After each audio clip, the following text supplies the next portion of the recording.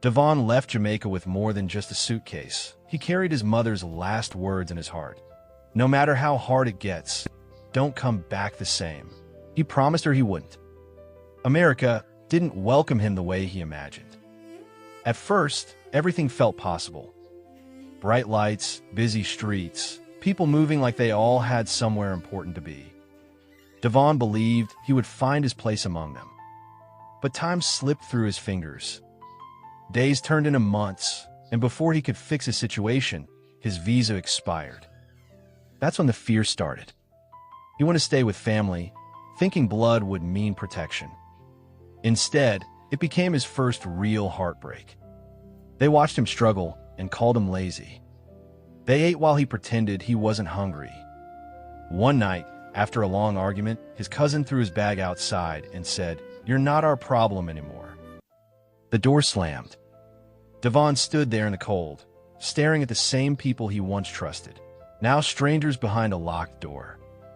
That night was the first time he slept outside. The streets were unforgiving. Nights are the worst, cold biting through his clothes, hunger twisting his stomach, sleep interrupted by fear.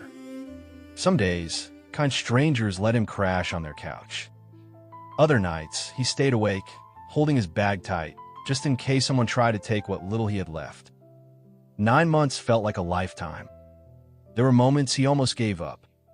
One night, sitting alone under a flickering streetlight, tears rolled down his face.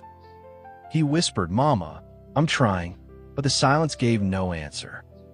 Still, something inside him refused to break. One morning, weak and desperate, he walked past a construction site. The sound of hammers echoed like a chant. He stood there for a long time, fighting his pride, before finally asking for work. The foreman looked at him and said, "Cash, no papers. You keep up, you stay." Davon nodded, even though his body was already tired. The work nearly broke him. His hands bled. His muscles screamed. He worked through pain, hunger, and exhaustion. But every dollar he earned felt like a step out of darkness. Slowly, painfully, he saved enough to rent a tiny room. It had cracked walls, a weak light, and a bed that creaked, but to Davon, it felt like a palace. For the first time in months, he locked the door behind him and felt safe. At night, loneliness crept in. That's when he found her. Her name was Alina. It started with a simple message.